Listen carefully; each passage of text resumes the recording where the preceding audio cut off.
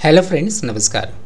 Friends, जैसा कि हम लोग जानते हैं DSSSB के सीनियर पर्सनल असिस्टेंट और जूनियर जुडिशियल असिस्टेंट के टीयर 2 के एग्ज़ाम के होने में चंद ही दिन बचे हुए हैं और इन चंद दिनों में आपको इस टीयर 2 एग्ज़ाम की तैयारी कैसे करनी है, इसको लेकर के हम लोग आज के इस वीडियो लेक्चर में बात करेंगे। खासकर हम लोग निबंध का जो खंड है, ऐसे का जो सेक्शन है, उसको लेकर के हम लोग बात करेंगे। मोस्ट प्रोबेबल ऐसे टॉपिक्स को लेकर के चलेंगे, उस पर हम लोग ब्रीफ में थोड़ी टिप्पणी भी करते चले जाएंगे ताकि आप इन चंद दिनों में जितने भी टॉपिक्स मैं बताऊंगा, शेयर करूंगा आप लोगों के समक्ष में, सारे टॉपिक्स से रिलेटेड एक मोटा मोटी आपके पास नॉलेज आ जाए और आप सारे टॉपिक्स को अच्छी तरह से डील कर सके। फ्रेंड, जैसा कि हम लोग जानते हैं कि टीयर 2 के एग्ज़ाम में 3 तरह के सेक्शन आने वाले हैं। एक है ऐसे सेक्शन और जो दूसरा है वो है आपका ग्रामर, और तीसरा जो है वो है ट्रांसलेशन वो 25 शब्दों का होगा, काफ़ी छोटा होगा। और जो तीनों ही तरह के जो सेक्शंस है, वे तीनों ही सेक्शंस विधि से काफ़ी इन्फ्लुएंस्ड होगा, अर्थात लॉ से रिलेटेड ज्ञान से यह इन्फ्लुएंस्ड होगा, ये तीनों ही सेक्शन। इसलिए क्या है कि आपको थोड़ा टेक्निकल टर्म्स को जानना है, समझना है। और चूँकि यह descriptive test of English language है, इसलिए आप जो भी लिखते हैं, जो भी बनाते हैं, इसकी जांच काफ़ी आवश्यक हो जाएगी। इवैल्यूएशन बहुत ज़रूरी हो जाता है। आप ऐसे जो लिखेंगे, आप किस तरह से लिखेंगे, इसमें आपने फैक्ट्स को डाला, आपने कुछ डेटा भी डाला कि नहीं, इसको लेकर के आपको काम करने पड़ेंगे, है ना। इसको लेकर के आपको अपने उत्तर की जांच करवानी होगी, अर्थात इवैल्यूएशन करवाना होगा। तो इससे क्या होगा कि आप में, आपके एसेस में जो भी कमियां आ रही है, या आपका कोई भी सेक्शन है जिसके आपने उत्तर लिखा है, चाहे वो ग्रामर हो, ट्रांसलेशन हो, ऐसे हो, और उसको लेकर के आप पूरी तरह से आश्वस्त हो सकते हैं और जहां गलतियां हो रही है उसको आप सुधार कर सकते हैं। क्योंकि ये जो आपका टीयर 2 का एग्ज़ाम है, यही आपके लिए गेम चेंजर है, यही आपकी सफलता को सुनिश्चित कर सकता है। इसलिए एक जरा सा भी आप यदि रिस्क उठाते हैं तैयारी करने में, तब आपके हाथ में आया हुआ नौकरी छूट सकता है। ओके फ्रेंड, अब हम लोग बात करते हैं ऐसे सेक्शन। चूँकि हम लोगों का यह सत्र ऐसे सेक्शन पर आधारित है, इस कारण से हम लोग थोड़ा जान लेते हैं कि इस एग्ज़ाम में, इस टीयर 2 एग्ज़ाम में आप ऐसे को किस तरह से डील करेंगे। फ्रेंड, जैसा कि हम लोग जानते हैं कि ऐसे को आपको लिखना है, यदि आप सीनियर पर्सनल असिस्टेंट के लिए या पर्सनल असिस्टेंट के लिए जा रहे हैं तो 250 वर्ड्स में, और लेकिन यदि आप जूनियर जुडिशियल असिस्टेंट के लिए जा रहे हैं तब आपको 300 शब्दों में आपको ऐसे को लिखना है। ऐसे का जो साइज़ है वो काफ़ी बड़ा नहीं है, 300 शब्दों में बहुत ही आसानी से लिखा जा सकता है, लेकिन चैलेंजिंग है। इसीलिए 300 शब्दों में लिखना चैलेंजिंग है, इसलिए क्योंकि इसमें आपको सिर्फ शब्दों को नहीं रखना है, आपको जो भी टॉपिक प्राप्त होता है या जो भी टॉपिक आप चुने हैं, उस टॉपिक से रिलेटेड आपके पास फैक्ट्स होने चाहिए, उस टॉपिक से रिलेटेड आपके पास डेटा होना चाहिए। इससे होगा क्या कि आपका जो नॉलेज है वह रिफ्लेक्ट होगा और इवैल्यूएटर आपके नॉलेज को देख करके ज़्यादा मार्क्स अवार्ड करेंगे। जानना है अब कि ऐसे के लिए कौन कौन सी ऐसी ज़रूरी चीज़ें हैं। फ्रेंड, 2 चीज़ें काफ़ी इम्पॉर्टेंट होती है, आप दोनों ही चीज़ों पर फोकस करते हुए आप इस खंड की तैयारी करिएगा। ऐसे का, जैसा हम लोग जानते हैं, ऐसे के सेक्शन में सबसे ज़्यादा यह स्कोर लिए हुए हैं, सबसे ज़्यादा वेटेज इसी सेक्शन का है, इसलिए इस सेक्शन पर आपको विशेष फोकस करना है। ठीक है, देखिएगा, ऐसे राइटिंग के लिए सबसे महत्वपूर्ण जो चीज़ है वह है नॉलेज, आपका ज्ञान।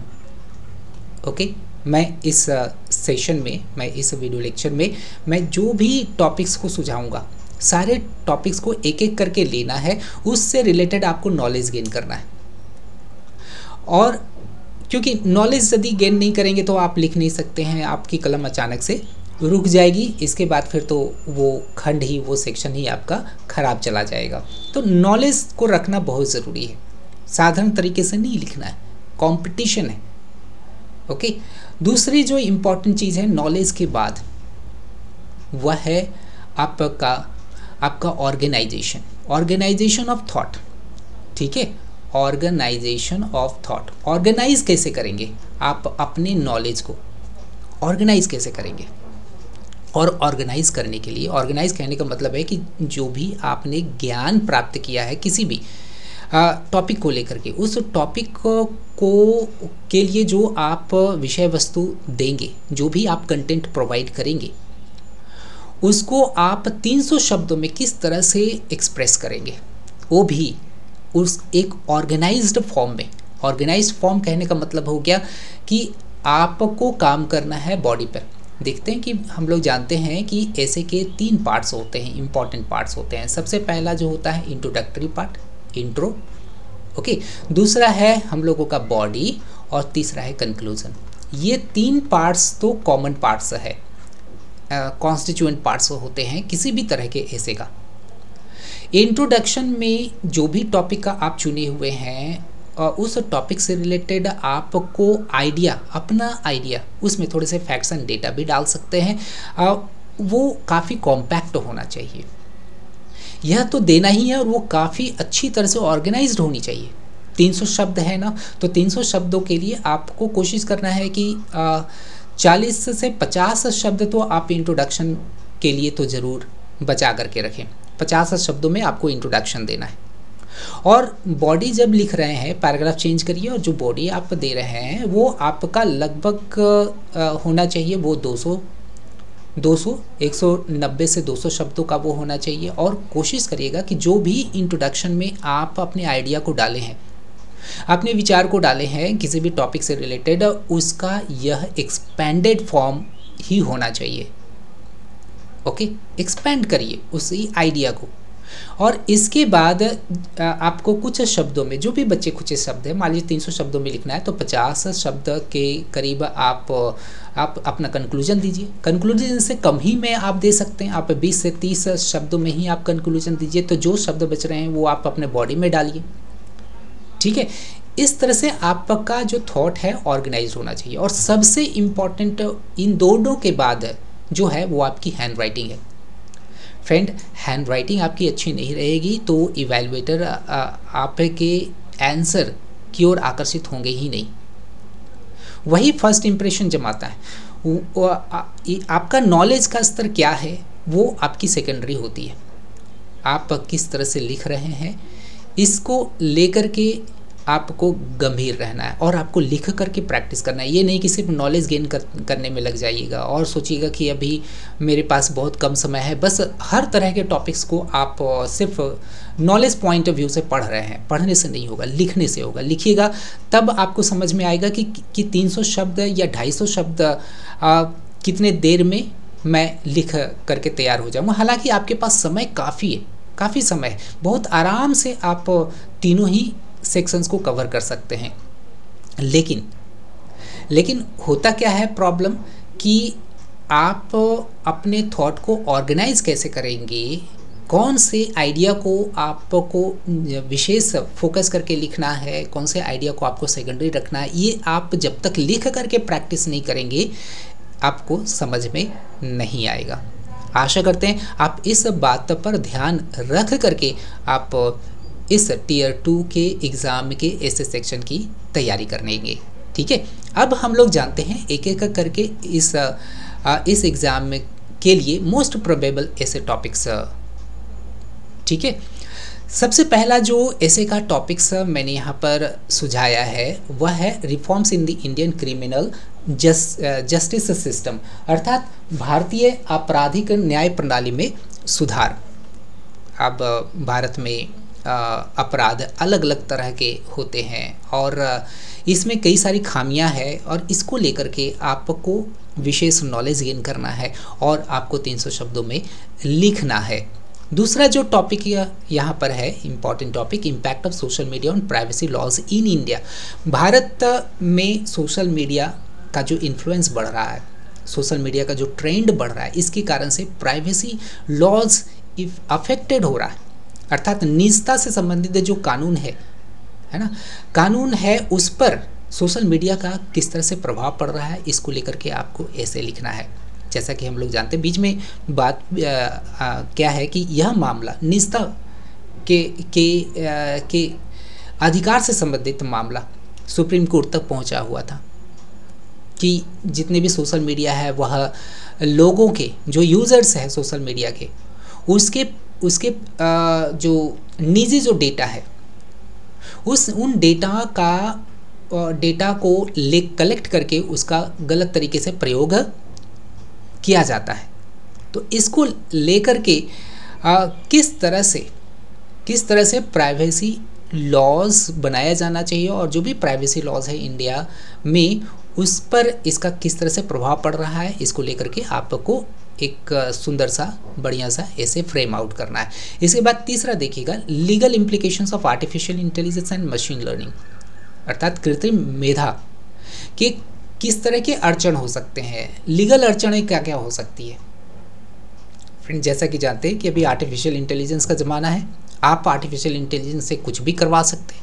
आप किसी का सर किसी पर रख करके आप एकदम रियलिस्टिक लुक दे करके आप समाज में उस वीडियो को वायरल करके आप किसी का मिमिक्री कर सकते हैं या किसी का क्रिटिसिज्म कर सकते हैं। अर्थात इसका गलत प्रयोग अच्छे प्रयोग से कहीं ज़्यादा किया जा रहा है, लोगों के द्वारा गलत प्रयोग इसका हो रहा है और इसको किस तरह से कंट्रोल किया जाना चाहिए, इसको लेकर के लीगल इम्प्लीकेशंस क्या क्या हो सकते हैं, अर्थात कानूनी जो कह सकते हैं कि जो परेशानियां हैं वो किस तरह के आ सकते हैं या आ रहे हैं, इसको लेकर के आपको निबंध लिखना है। चौथा क्या है, challenges in implementing uniform civil laws in India, अर्थात समान नागरिक कानून को लागू करने के समक्ष में किस तरह की चुनौतियां हैं, इसको लेकर के आपको बातें करना है। जैसा कि हम लोग जानते हैं कि हमारा जो समाज है वो अलग अलग कहा जाए सेक्ट्स से बना हुआ है और सब अपने अपने सेक्ट्स के सेंटिमेंट्स से बंधा हुआ है और ऐसी स्थिति में यूनिफॉर्म सिविल लॉज को इम्प्लीमेंट करने में काफ़ी सारी अड़चनें आती है और वे कौन कौन से अड़चनें आ सकती है, वे कौन कौन से चैलेंजेस हो सकते हैं, इसको लेकर के आपको ऐसे में डील करना है। इसके बाद फिफ्थ देखिएगा, cyber laws and cyber security in the digital age. Friend, जिस तरह से हम लोग जानते हैं कि भारत बहुत ही तेज़ी से डिजिटली आगे बढ़ रहा है। डिजिटल पेमेंट तो जानते ही कि पूरे विश्व विख्यात यह हो चुका है, लेकिन कोई भी चीज़ का जब पॉजिटिव इन्फ्लुएंस समाज में देखने के लिए मिलता है तो उसका नेगेटिव एस्पेक्ट भी रहता है। तो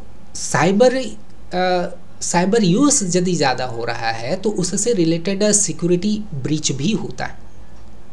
इसको लेकर के साइबर लॉज या साइबर सिक्योरिटी को लेकर के इस डिजिटल एज में भारत क्या काम कर रहा है, इसको लेकर के आपको ऐसे लिखना है। ध्यान यह देना है कि आप थोड़ा सा समय निकालिएगा ज़रूर कि जो टॉपिक आप चुन रहे हैं या जो टॉपिक्स दिए गए हैं उसको लेकर के आप सबसे पहले कुछ सेकंड्स के लिए या 1 मिनट के लिए आप थोड़ा उस पर विचार करिए कि इसको मुझे किस तरह से फ्रेमिंग करना है।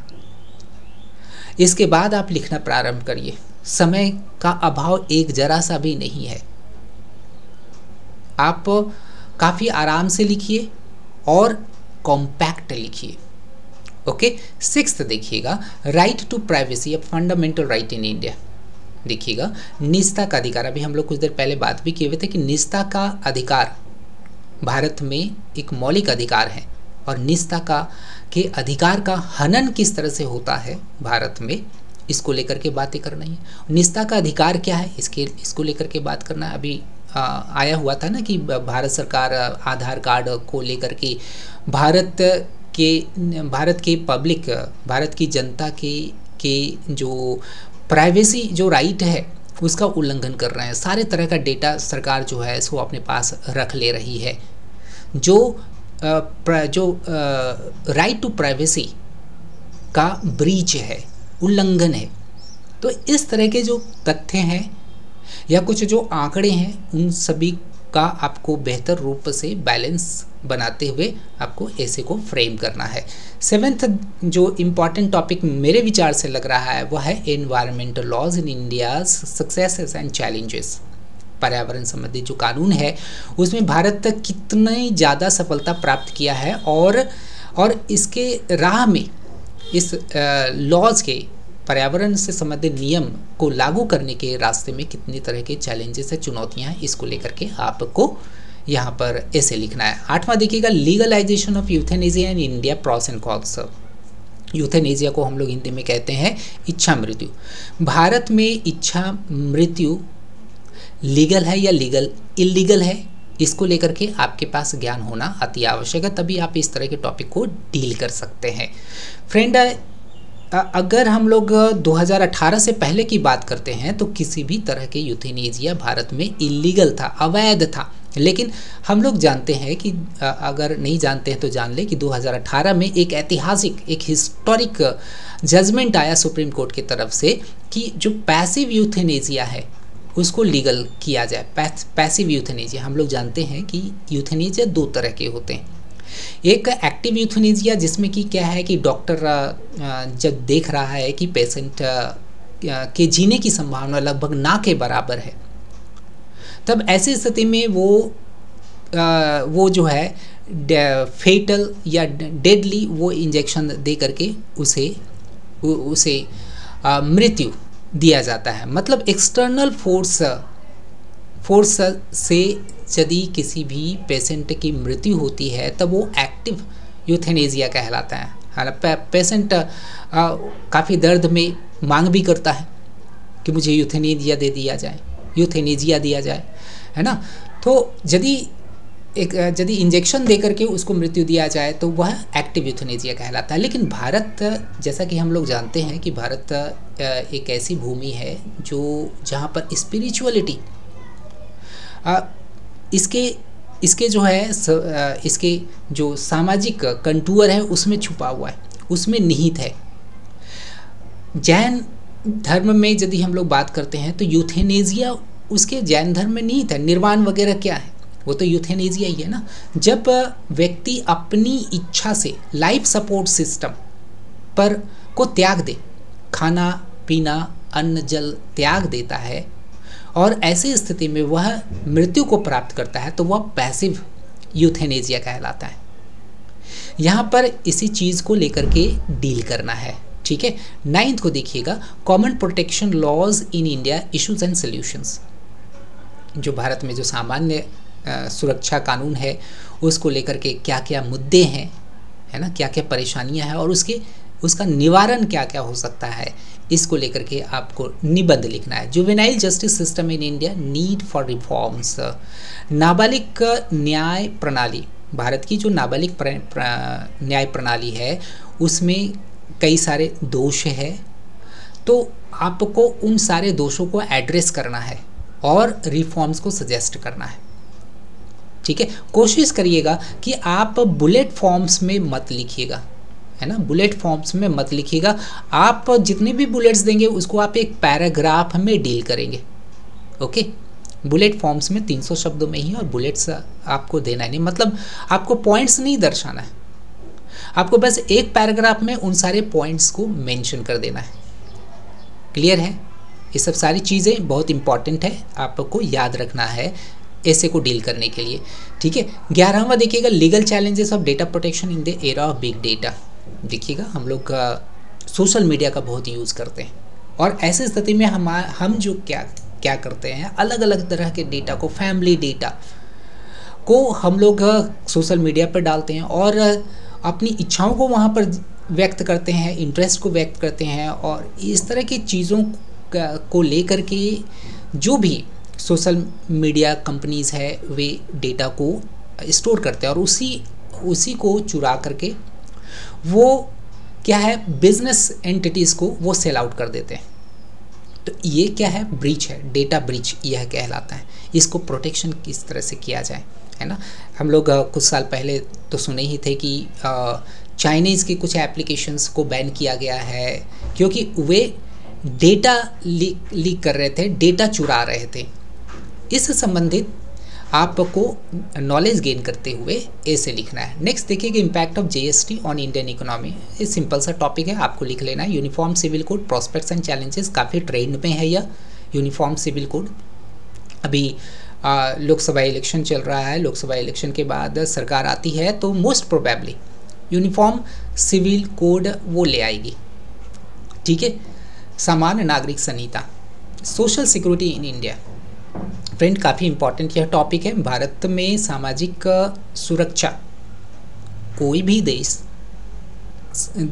में के नागरिक यदि जिस समाज में वो रहता है वहाँ पर वो सिक्योर फील नहीं करता है, चाहे वो आर्थिक सिक्योरिटी हो, इकोनॉमिक सिक्योरिटी हो, चाहे सोशल सिक्योरिटी हो या अन्य तरह का physical security, what ever the security it is, तब ऐसी स्थिति में उस देश में न तो इन्वेस्टमेंट आएगा और वहाँ से ब्रेन ड्रेन होगा, मेधावी लोगों का पलायन होगा दूसरे देशों में, और इस कारण से वह देश, वह ज्योग्राफिकल एरिया प्रोग्रेस नहीं कर सकता है। इसको लेकर के आपको अपना मत देना है काफ़ी कॉम्पैक्ट वे में। जेंडर डिस्पैरिटी इन सोसाइटी, अर्थात लिंग असमानता, समाज में लिंग असमानता के बारे में आपको बताना है।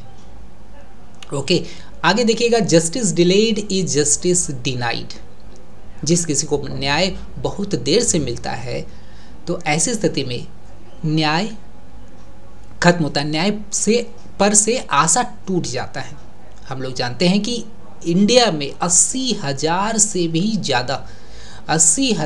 ज़्यादा पेंडिंग केसेस है, और इस तरह से यदि किसी भी देश में अगर इस तरह के आंकड़े देखने के लिए मिलता है तो फिर जस्टिस से जो होप होता है वह उठ जाता है, आशा उठ जाता है, और लोग क्राइम्स की ओर फोकस्ड हो जाते हैं, क्राइम रेट बढ़ जाता है।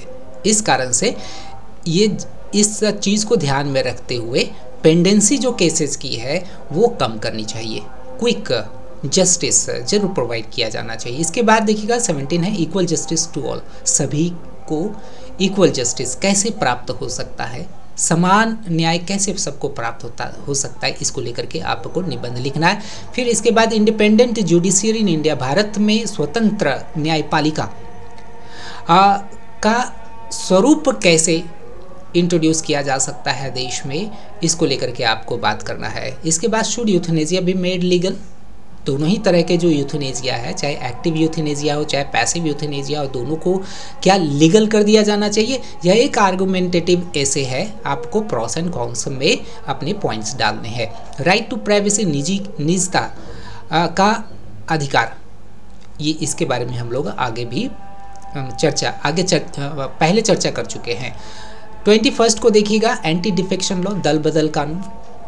जब भी इलेक्शंस आता है तो ऐसी स्थिति में हम लोग देखते हैं ना, एंटी डिफेक्शन काफ़ी होता है, दल बदल काफ़ी ज़्यादा लोग करना शुरू कर देते हैं। तो क्या इससे रिलेटेड लॉ काफ़ी स्ट्रिक्ट होना चाहिए, इसको लेकर के आपको ऐसे बना लेना चाहिए, ऐसे लिख लेना चाहिए, लिख करके आपको प्रैक्टिस करना है।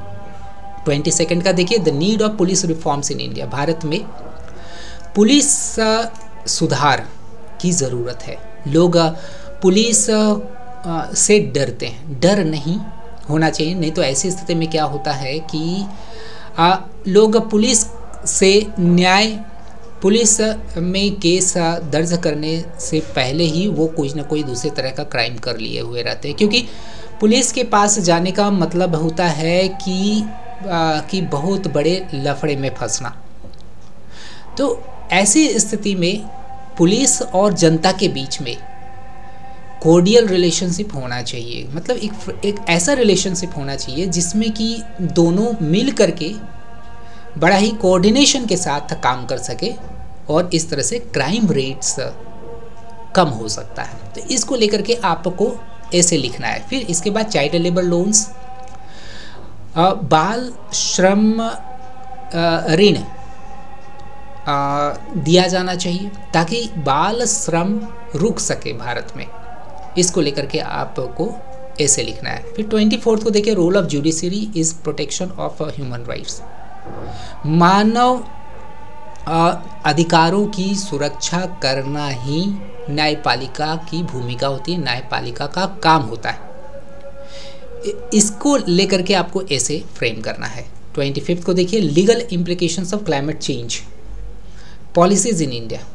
क्लाइमेट चेंज को लेकर के, पर्यावरण जो हम लोग देखते हैं, जलवायु परिवर्तन से संबंधित तो भारत की जो नीति है उन नीतियों में क्या लीगल इम्प्लीकेशंस हो सकते हैं इसके इसको लेकर के आपको निबंध लिखने हैं। इसके बाद कुछ कॉमन टॉपिक्स भी आप लोगों के लिए मैंने सुझाए हैं।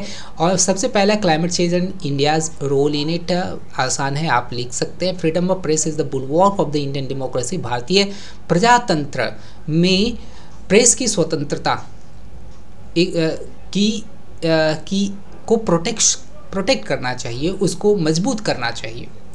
इसको लेकर के आपको निबंध लिखना है। इसके बाद महिला सशक्तिकरण है। इसके बाद फिर है जो बाल जो शोषण है उसके लिए क्या प्रिवेंटिव मेजर्स लिए जा सकते हैं, प्रिवेंटिव मेजर्स पर आपको फोकस करके ऐसे को फ्रेम करना है। 5th को देखिए, freedom of expression and it's limit.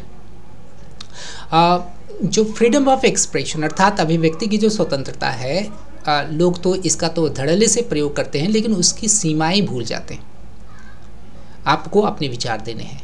इसके बाद artificial intelligence and its implications, role of media in democracy, India and emerging economy, ये एक कॉमन टॉपिक है। इसके बाद वन नेशन वन इलेक्शन, एक राष्ट्र एक इलेक्शन, और सेल्फ रिलायंट इंडिया, आत्मनिर्भर भारत, और सबसे लास्ट का जो एक टॉपिक यहाँ पर हम लोग देख पा रहे हैं, one earth one family one future, अर्थात वसुधैव कुटुंबकम। वसुधैव कुटुंबकम को लेकर के आपको एक निबंध लिखना है। तो फ्रेंड, आशा करते हैं कि जितने भी टॉपिक्स मैंने सुझाए हैं आपको इस सेशन में, इस वीडियो लेक्चर में, सारे टॉपिक्स पर आप कार्य कर लेंगे। आप लिखने का प्रयास अवश्य करेंगे और जो भी आप लिखते हैं उसका मूल्यांकन अवश्य कराएं। इस एग्ज़ाम को लेकर के मैंने एक कोर्स मतलब मॉक टेस्ट मैंने लॉन्च किया है। मात्र 450 रुपया आप दीजिए और 5 आपको फुल लेंथ मॉक्स मिल रहे हैं। आपको मूल्यांकन भी दे दिया जाएगा 24 घंटे के भीतर, और प्लस उसके साथ मैंने कुछ वीडियो लेक्चर्स भी दे रखे हैं, और कुछ मैं लीगल पैसेजेस का सल्यूशन और इसके बाद फिर लीगल टर्म्स जो आपके एग्ज़ाम के लिए काफ़ी इम्पॉर्टेंट हो सकता है, वे सारी चीज़ों को मैंने मात्र 450 रुपये में दे रखा है। आप ज़रूर उसे देखें। फ्रेंड, कोर्स का जो डिस्क्रिप्शन है वो इस चैनल के डिस्क्रिप्शन, इस वीडियो के डिस्क्रिप्शन में दे दिया गया है, उसका लिंक दे दिया गया है। और ये जितने भी टॉपिक्स हैं, सारे टॉपिक्स को यदि आप देखना चाहते हैं उसका भी लिंक डिस्क्रिप्शन बॉक्स में दिया गया है। आपकी स्वर्णिम भविष्य की शुभकामनाएं। Thank you.